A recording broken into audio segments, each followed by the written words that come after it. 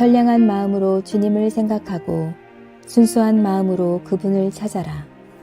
성부와 성자와 성령의 이름으로 아멘. 주님, 이제 주님을 만나려 합니다. 당신의 말씀을 들려주시고 당신의 말씀을 보여주시고 당신의 말씀을 만지게 해주십시오. 저를 보시는 주님의 기쁨을 느끼게 해주십시오.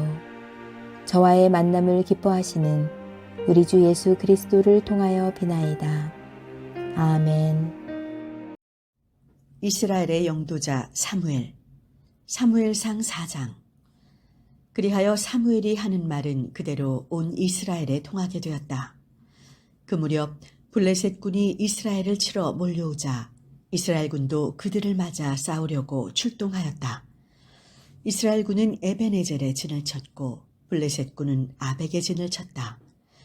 블레셋 군이 이스라엘 군을 향하여 열을 지어 싸움을 벌였는데 이스라엘 군은 블레셋 군에게 패하여 싸움터에서 죽은 군사가 4,000명이나 되었다.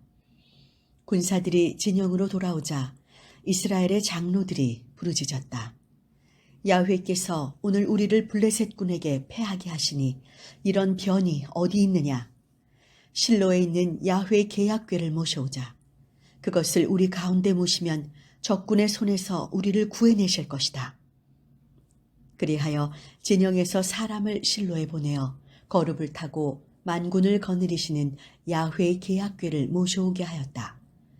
당시에 그 계약궤를 모시고 있었던 사람은 엘리의 두 아들 홈니와 비느하스였다. 야훼의 계약궤가 진에 도착하자 온 이스라엘 군은 땅이 진동하도록 함성을 올렸다.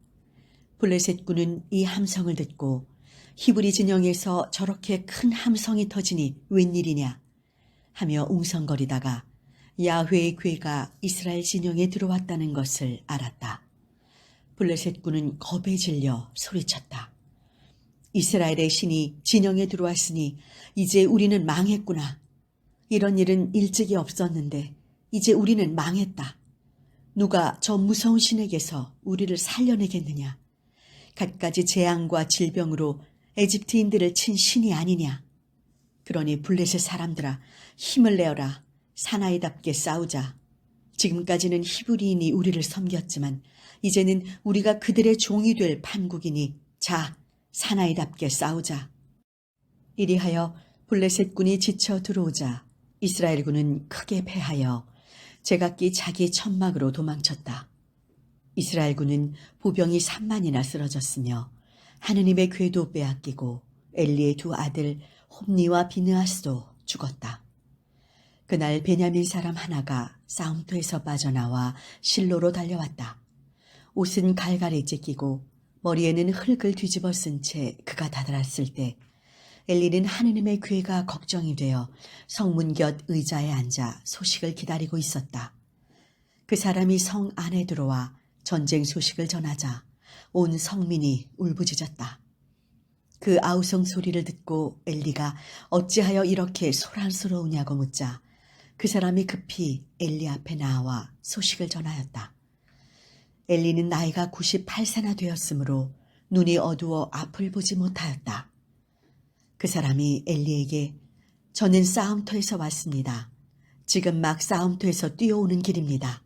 하고 말하자 엘리는 그래 어떻더냐 하고 물었다. 이스라엘 군은 많은 전사자를 내고 블레셋 군에게 쫓겨 뿔뿔이 도망치고 말았습니다. 사제님의 두 아들 홈니와 비느하스도 죽고 하느님의 궤도 빼앗겼습니다. 전령이 이렇게 대답하자 성문 곁 의자에 앉아있던 엘리는 하느님의 궤를 빼앗겼다는 말에 그만 뒤로 넘어져 목이 부러져 죽었다. 그는 늙어 몸이 무거웠던 것이다. 이리하여 40년 동안 이스라엘을 영도한 그의 생애는 끝났다.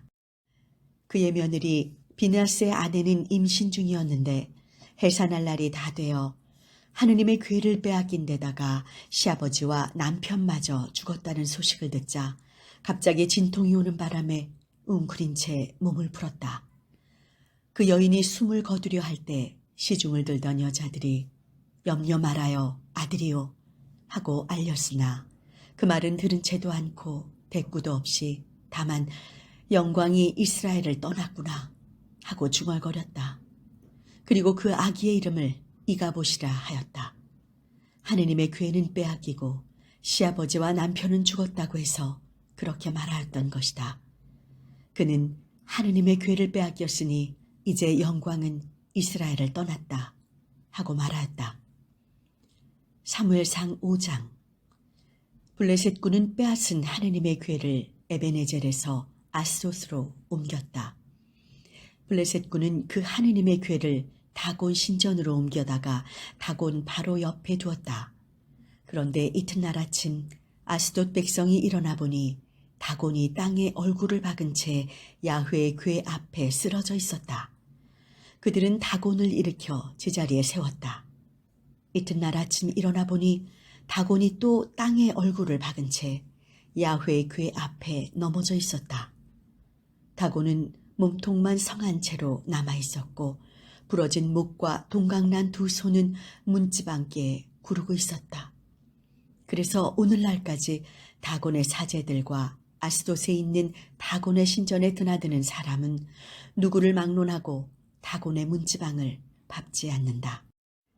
야훼께서는 아스돗 백성을 호되게 치시어 공포에 몰아넣으셨다. 아스돗의 종기가 돌고 온 지경에 쥐가 들끓었던 것이다.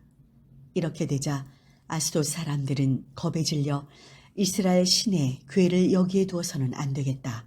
우리의 신 다곤과 우리에게 마구 행패를 부린다고 하면서 사람을 보내어 블레셋 주장들을 불러 모아놓고 이스라엘 신의 괴를 어떻게 할 것이냐고 의논한 끝에 이스라엘 신의 괴를 갓으로 옮기는 것이 좋겠다고 하였다. 그래서 그들은 이스라엘 신의 괴를 갓으로 옮겼다. 그런데 그것을 그리로 옮기자 야훼께서 손으로 그 성도 호되게 치시는 바람에 큰 소동이 일어났다. 온 성에 종기가 돌아 높은 자나 낮은 자나 모조리 종기가 났다. 그래서 그들은 하느님의 괴를 다시 에크론으로 보냈다. 하느님의 괴가 에크론에 닿자 에크론 사람들도 이스라엘 신의 괴를 이리로 가져오다니 우리 일족을 죽일 작정이냐 하면서 아우성을 쳤다. 그래서 그들은 블레셋 주장들을 모두 불러 의논한 끝에 이스라엘 신의 괴를 내어놓지 않았다가는 우리 일족이 몰살을 당하겠다고 하며 본래 있던 곳으로 돌려보내기로 하였다. 하느님께서 그 손으로 성마다 호되게 치시는 바람에 떼죽음을 당하는 소동이 일어났던 것이다. 가까스로 죽음을 면한 자는 종기에 걸려 있었다. 그래서 온 성에서 울리는 비명소리가 하늘에 사무쳤다. 사무엘상 6장. 야훼의 괴가 블레셋 지방에 머물러 있은 지 7개월이 지났다. 블레셋 사람들은 사제들과 점쟁이들을 불러놓고 물었다. 야훼의 괴를 어떻게 하면 좋겠소? 본래 있던 대로 돌려보내야 하겠는데 어떻게 하면 좋을지 말해보시오. 그들이 대답하였다. 이스라엘 신의 괴를 돌려보낼 때 그냥 보내서는 안 됩니다. 반드시 면제 제물을 얹어 보내야 합니다. 그래야 병이 나을 것입니다. 그가 왜 당신들에게서 손을 떼지 않으시는지 그 까닭을 알게도 될 것입니다. 그들이 면죄 제물로 무엇을 얹어 보내야 합니까? 하고 묻자 이렇게 일러주었다. 금으로 종기 모양을 5개, 쥐 5마리를 만들어 보내십시오. 그런 재앙이 당신들과 당신들의 추장에게 미쳤으니 그것을 블레셋 추장들의 수대로 바치는 것입니다. 전국을 휩쓸고 있는 이 종기와 쥐들의 모양을 만들어 그것으로 이스라엘의 신께 예를 갖추어야 합니다. 그러면 그가 당신들과 당신들의 신과 땅을 치던 손을 거둘 것입니다. 파라오나 에집트 사람들처럼 공연히 고집을 부릴 필요는 없습니다. 에집트 사람들은 이 신에게 혼이 나서 이스라엘을 내보내지 않았습니까? 그러니 이제 새 수레를 만들어 멍에를 메어 본 적이 없는 어미소 2마리를 끌어다가 그 수레를 끌게 하고 젖먹이 송아지들은 떼어 우리로 보내십시오. 그리고 야훼의 괴를 가져다가 그 수레에 싣고 돌려보낼 그 면죄 제물을 상자에 담아 그 곁에 놓으십시오. 그리고 떠나보낸 다음 잘 보십시오. 만일 소가 제 고장을 향해 벳세메스 쪽으로 올라가면 우리가 당한 이 큰 재앙은 바로 그가 내린 것이 되고, 만약 그렇지 않으면 그의 손이 우리를 친 것이 아니라 그저 어쩌다가 당한 재앙이라는 것이 밝혀질 것입니다. 그들은 하라는 대로 어미소 2마리를 끌어다가 수레를 메우고 송아지들은 우리에 가두었다. 그리고 수레에는 야훼의 궤를 싣고 금지와 종기 형상을 담은 상자도 실었다. 그러자 소는 벳세메스 쪽으로 똑바로 걸어갔다. 블렛의 주장들은 벳세메스 지방까지 따라가 보았다. 소는 울면서도 왼쪽으로나 오른쪽으로나 길을 벗어나지 않고 곧장 걸어갔다. 마침 벳세메스 사람들은 골짜기에서 밀을 거두어 들이다가 고개를 들어 궤를 보고는 기뻐하며 나가 맞았다. 수레는 벳세메스에 있는 여호수아의 밭에 와 멎었는데 거기에 커다란 바위가 하나 있었다. 사람들은 수레를 부수어 암소를 야훼께 번제로 드렸다. 레위 사람들이 야훼의 궤와 금 예물이 든 상자를 그 큰 바위 위에 내려놓자 그날로 벳세메스 사람들이 야훼께 번제와 화목제를 드렸다. 그날 블레셋의 5 주장은 이것을 보고서야 에크론으로 돌아갔다.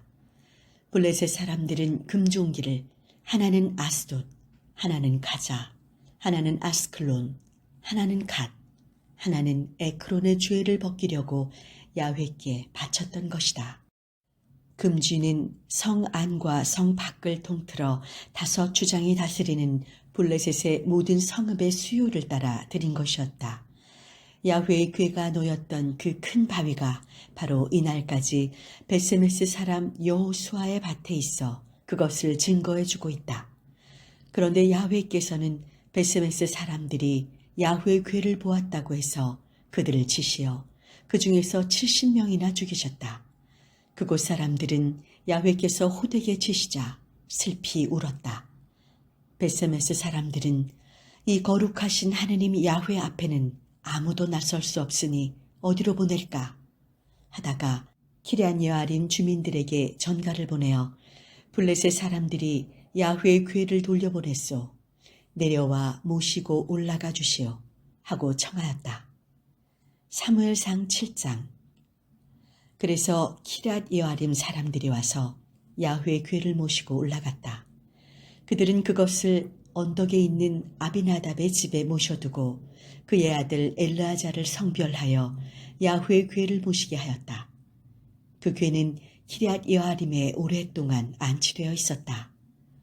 20년이라는 세월이 지난 후 이스라엘 가문은 모두 야훼께로 마음을 돌렸다. 사무엘이 온 이스라엘 가문에게 말하였다. 너희들이 야훼께 돌아오려는 것이 진심에서 우러난 것이라면 너희 가운데서 다른 신들과 아스타롯을 버려라. 마음을 단단히 먹고 야훼께 돌아와 오로지 그분만을 섬겨라. 그러면 그가 너희를 블레셋의 손아귀에서 빼내어 주시리라. 이 말을 듣고 이스라엘 백성은 바알과 아스타롯을 버리고 야훼만 섬기게 되었다. 사무엘이 다시 야훼께 이스라엘의 죄를 용서해 달라고 기도를 올릴 터이니 모두 미스바로 모여라 하고 일렀다. 온 이스라엘은 미스바로 모여와서 물을 길어다 야훼 앞에 부어 바치고 그날 하루 단식하면서 지은 죄를 야훼께 고백하였다. 미스바는 사무엘이 이스라엘을 영도하던 곳이다. 블레셋 주장들은 이스라엘 백성이 미스바에 모였다는 말을 듣고 이스라엘을 치러 올라왔다. 이스라엘 백성은 이 말을 듣고 블레셋을 두려워하여 사무엘에게 호소하였다.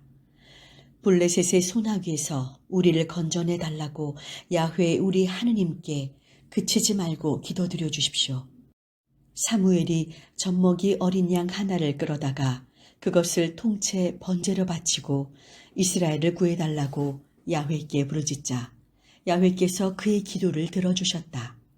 사무엘이 아직 번제를 드리고 있을 때 블레셋군이 이스라엘을 치러 진격해왔다. 그러나 그날 야훼께서 블레셋군 머리 위에서 천둥을 크게 울리시자 그들은 혼비백산 이스라엘에게 쫓겨 도망쳤다. 이스라엘 사람들은 미스바에서 몰려나와 벳갈 아래까지 추격해가며 블레셋군을 무찔렀다. 사무엘은 돌을 하나 가져다가 미스바와 센 사이에 세우고 야훼께서 여기에 이르기까지 우리를 도우셨다고 하여 그 기념비를 에벤에젤이라 명명하였다. 블레셋은 이렇듯이 기가 꺾여 다시는 이스라엘 지경을 침입하지 못하게 되었다. 야훼께서는 사무엘이 살아있는 동안 손수 블레셋을 움직이지 못하게 하셨던 것이다. 블레셋에게 빼앗겼던 에크론과 갓 사이의 성읍들이 이스라엘에 돌아왔다. 이스라엘이 그 지역을 블레셋의 소나귀에서 찾아냈던 것이다. 이스라엘과 아모리는 사이좋게 지냈다. 사무엘은 죽는 날까지 이스라엘을 다스렸다. 해마다 베델과 길갈과 미스바를 순회하면서 그 가는 곳에서 이스라엘을 다스리고는 자기의 집이 있는 라마로 돌아오곤 하였다. 그는 거기에서도 이스라엘을 다스렸으며 거기에다 야훼께 제사들을 제단도 쌓았다. 성당 건축을 위해 기도합시다. 주님과 우리가 만나는 성당을 새로 짓는 축복의 시간으로 우리를 초대해 주심을 감사드립니다. 준비하는 과정에 서로 다른 처지와 입장이 드러나 우리의 마음에 분심이 들 때마다 성부와 성자와 성령이 하나이듯 우리도 하나가 되어가는 은혜임을 깨닫게 하소서. 서로 다른 생각과 의견은 우리가 붙잡혀 있는 옛 것을 떠나보내도록 하는 하나님의 인도하심임을 알아차리게 하소서. 지나온 교회 역사를 반복하지 않고 하나님께 묻고 기다리는 분별과 식별 속에 경험하지 못한 새 길을 걷게 하소서. 특별히 우리 안에 서로 다른 마음이 다듬어지는 과정을 통해 하나로 어우러지는 가운데 마음과 신앙의 지평을 넓히는 계기가 되게 하소서. 건축 과정 속에 모든 유혹과 제약이 오히려 우리가 가야 할 길만을 가도록 안내하는 주님의 막대기와 지팡이가 되게 하소서. 우리 주 예수 그리스도의 이름으로 기도하나이다. 아멘.